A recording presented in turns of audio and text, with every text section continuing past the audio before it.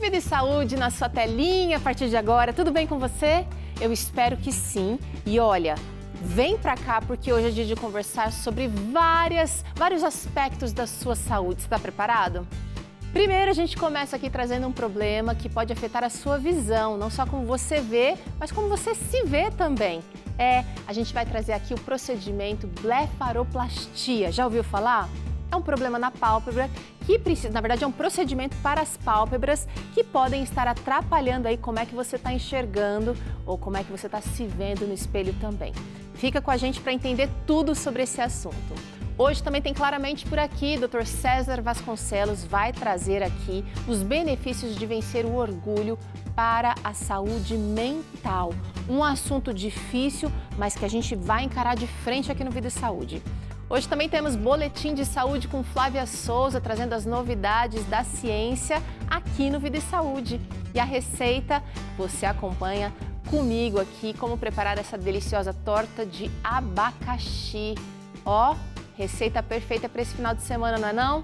Vem com a gente! Eu começo esse programa trazendo um texto maravilhoso, um dos meus favoritos de Isaías. Isaías 41, verso 10. Esse texto é o texto que está na meditação de hoje, 4 de agosto de 2023, na meditação da mulher. E diz o seguinte, ó: não tema, porque eu estou com você.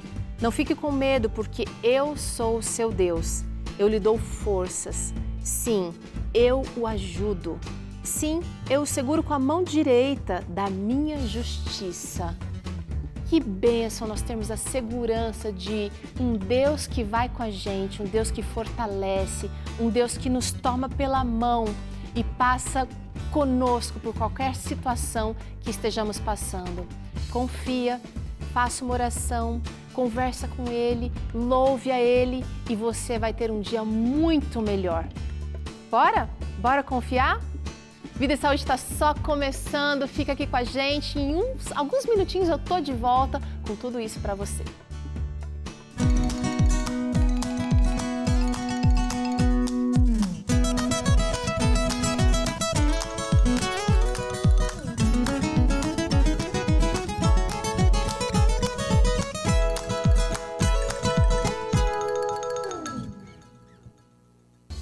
Muito bem, de volta aqui com o seu Vida e Saúde, a gente começa o assunto de hoje falando de um procedimento. Seria ele por estética ou seria por necessidade? Vem cá, a gente vai falar hoje sobre blefaroplastia, o nome é até difícil de falar. Queremos entender as causas, os sintomas e quando é indicado fazer essa cirurgia. Doutora Mariana Coelho é oftalmologista, está com a gente hoje mais uma vez. Tudo bem, doutora? Obrigada pela participação. Tudo bem, Teru. Sempre bom estar aqui com vocês. Bom dia. Doutora, blefaroplastia tem ficado mais popular, mas muita gente acha que é só perfumaria, é um procedimento apenas estético. Explica pra gente o que é a blefaroplastia, por favor. Explico sim, Teru. Blefaroplastia é um procedimento que cuida do excesso da pálpebra, da pele ou gordura da pálpebra superior ou inferior. Quando a gente vai envelhecendo, nosso corpo envelhece e as pálpebras, elas são a pele mais fina que a gente tem em todo o corpo. Isso quer dizer que elas são as primeiras a mostrarem sinais de envelhecimento. E isso nem sempre, as pálpebras são uma estrutura super importante do nosso olho, né? Ela é proteção. Então, assim, tem gente que fala assim, eu tô aqui num lugar muito com uma poeira. Muito difícil essa poeira entra no nosso olho, porque as pálpebras, os cílios, eles têm essa função de proteger. E com o envelhecimento, essa pele vai caindo, e a gente vai podendo ter alterações de visão, inclusive, porque se a gente deixa essa pele evoluindo, ela vai aumentando e pode tampar a visão, por exemplo, pode causar peso, cansaço. Então, a blefaroplastia é o procedimento que é responsável por tirar o excesso de pele, mas ele não faz só isso. O oculoplástico, que é o oftalmo especialista em cirurgias de pálpebra, ele é um especialista nessa área e a gente faz várias coisas nesse mesmo cortinho da blefaroplastia. Então, não é só para corrigir a pele, mas a gente consegue corrigir pele, aquelas bolsas de gordura. Na pálpebra aqui de cima, ela começa a aparecer na parte do centro, geralmente, mas tem aquelas pálpebras gordinhas que incomodam as pessoas. pode cair o supercílio também. Embaixo é mais estético às vezes, né? Ah, já está mostrando. Tô mostrando esse aqui, ó, tá com uma gordurinha bem centralizada aqui, olha, não sei se você está conseguindo. Isso, ó. E tem aqui também aqui embaixo, olheira, até com alguns risquinhos aqui, doutora.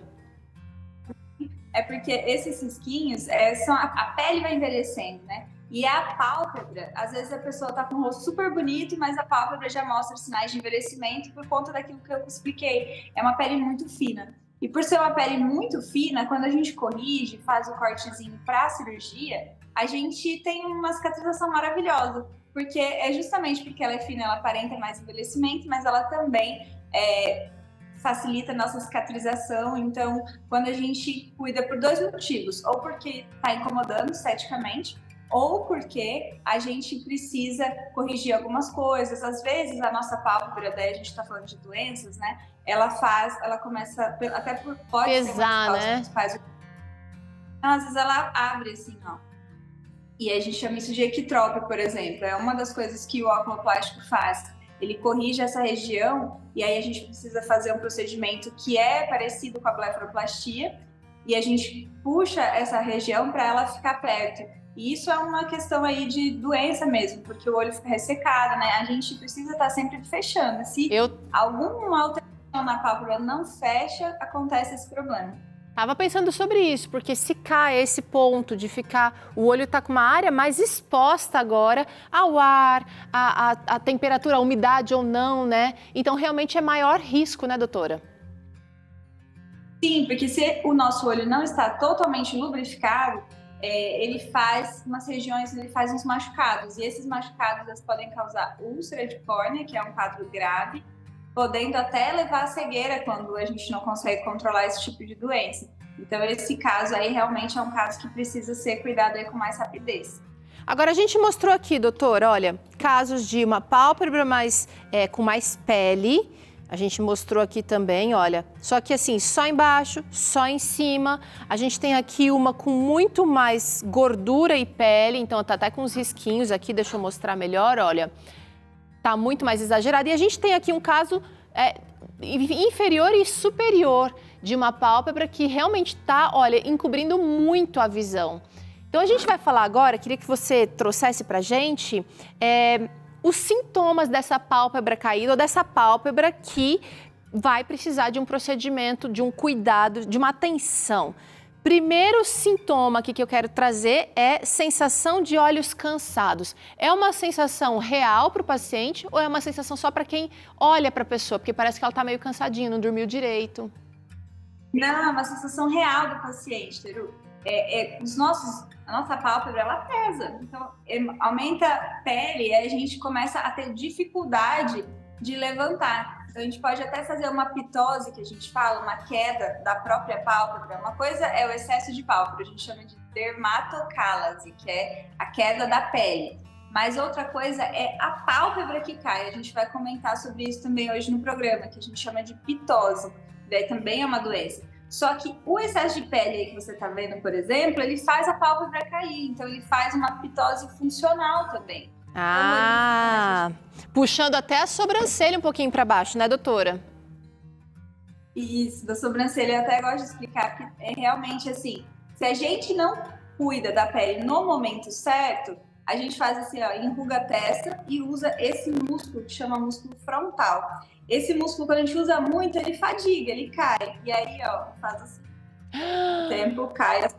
Haja botox para dar conta, né, doutora? Não, mas o supercílio caído a gente não resolve mais com toxina quando ele tá nesse caso.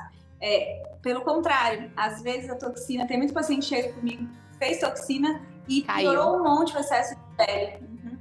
Então, assim, quando tem indicação cirúrgica, a gente contraindica a toxina, porque o paciente vai sentir muito mais incômodo. Certo. E aí, às vezes o paciente vê, eu não aguento, agora eu quero operar. Uma toxina que tá errado. Olha aí, então, a importância de você conhecer o problema para atacar do jeito certo, porque se você ataca do jeito errado, você pode aumentar esse problema. Outro sintoma, doutora, seria uma sombra no campo visual superior. O paciente começa, então, a ter já um prejuízo na visão. Sim, isso quando é documentado, por exemplo, com exames, que é o campo visual, geralmente nos casos mais avançados. Mas quando a gente documenta isso aí já deixa de ser, até pelos convênios, um problema estético e passa a ser um problema funcional mesmo, com indicação cirúrgica. Então, a pele que a gente estava comentando, que ficou flácida, que pesou nos olhos, que está fazendo essa queda da pálpebra, ela faz com que ela caia tanto que começa a chegar bem no centro da nossa visão. Então, assim, em alguns pacientes ela cai mais lateral, e aí ela tampa o campo de visão tanto do superior quanto lateral, e algumas pessoas caem na parte central mesmo, e aí a gente tem perda de visão mesmo por conta dessa pele. Então, ó, vou trazer o próximo sintoma aqui, que seria a dificuldade visual.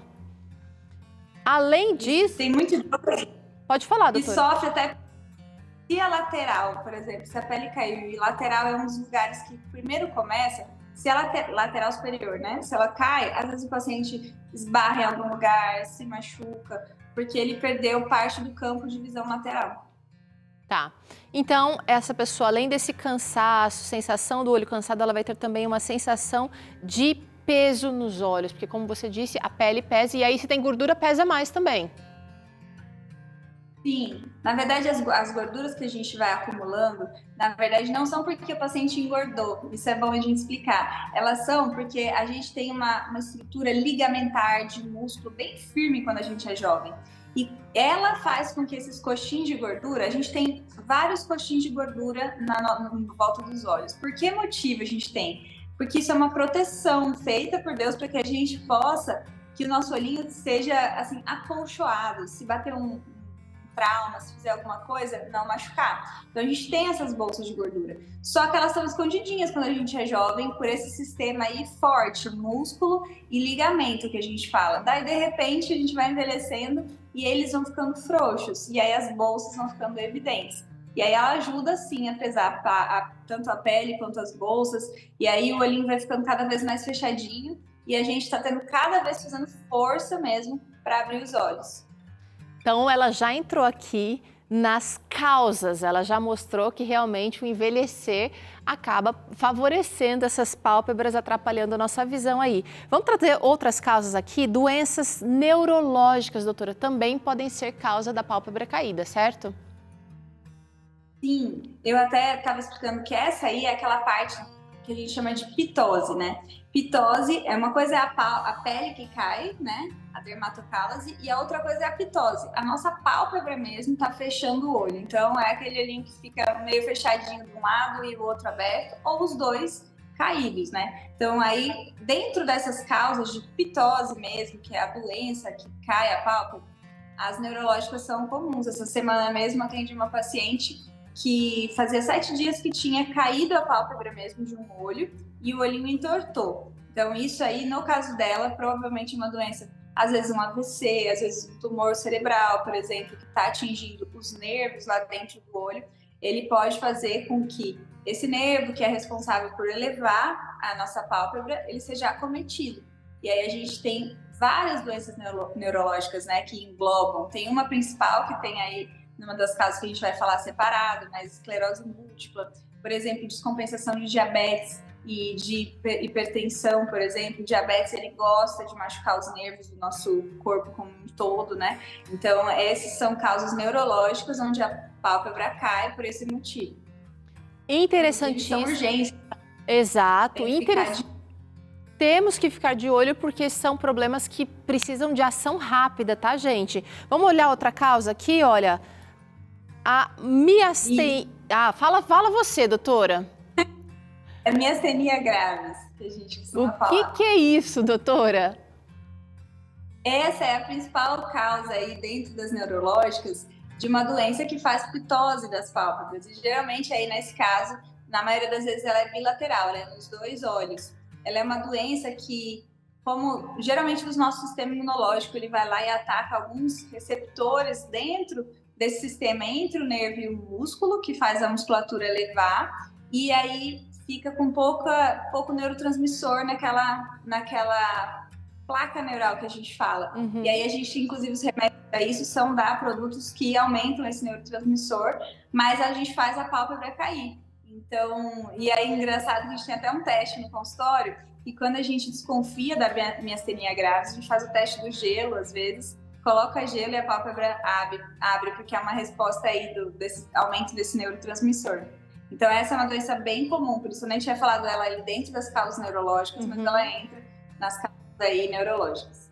Muito bem, vamos investigar outras causas aqui da pálpebra problemática. Seria uma má formação do músculo. E aí a gente já perceberia isso já da infância, doutora? Isso, às vezes quando nasce, tá? Inclusive também é um momento aí que a gente tem que ficar bem atento, porque se a criança nasce com a pálpebra caída, por uma má formação, por uma alteração genética, a gente tem que corrigir isso assim com bastante prioridade. Por quê? Porque o nosso olho, quando a gente nasce, ele não está desenvolvido ainda. Ele está em desenvolvimento. E aí essa pálpebra que está caída, ela tampa a entrada de luz. E aí esse olho é impedido de desenvolver. Então, se a gente não corrige com rapidez esse tipo de procedimento, esse tipo de problema, a criança pode não chegar nunca mais desse olho. Então, é a mesma coisa que acontece quando a criança tem uma catarata congênita, por exemplo. Por isso que a gente faz aquele teste do olhinho quando nasce. Porque se por acaso não está entrando luz, a gente tem que corrigir isso bem rápido para que a criança possa desenvolver a sua visão. Aí vou agora tentar entender a causa da causa, doutora. Será que poderia ser um problema genético? De repente, se os pais tiveram, se os avós, se os tios tiveram, essa criança tem uma maior chance de ter essa má formação do músculo? Geralmente é genético sim, Teru, mas na maioria das vezes a gente não sabe a causa, a gente não consegue descobrir, assim. Mas eles são alguma alteração genética que gerou essa malformação, mas nem sempre essa alteração ela é carregada igualzinha, né, de pai para filho, né? Ela tá ali no gene e às vezes ela se manifesta, às vezes não. Beleza. Vamos entender outra causa aqui, gente? Olha essa daqui, ó. Podem ter ocorrido lesões na região. Um trauma, doutora, uma pancada, um corte, um acidente. Nesse caso aí, eu acho que está citando mais os tumores mesmo. A criança nasce com um tumor, por exemplo, na pálpebra, e se esse tumor se desenvolver aí até os 7, ou nasce, ou desenvolver até os 7 anos, nessa fase de desenvolvimento da visão, e tampar essa visão, por peso mesmo, naquela questão do peso, tem vários tumores que são da região da pálpebra. Eles pesam a pálpebra, e se a gente não corrigir esses tumores na infância, um desses muito comuns, por exemplo, são os hemangiomas. A vantagem que é um monte de vaso assim, mal formado, que pesa, sabe? E aí quando a gente, às vezes, o hemangioma, inclusive, ele tem às vezes resposta até com medicações, não precisa às vezes operar. Mas quando a gente não resolve isso, a visão pode ficar acometida. É bem importante falar que até os 7 anos de idade, as pessoas têm que sempre estar atentas a procurar um oftalmologista, porque qualquer alteração nessa fase, ela é bem importante no resto da vida. Às vezes a gente pode perder o prazo de recuperar uma visão e ela ficar comprometida.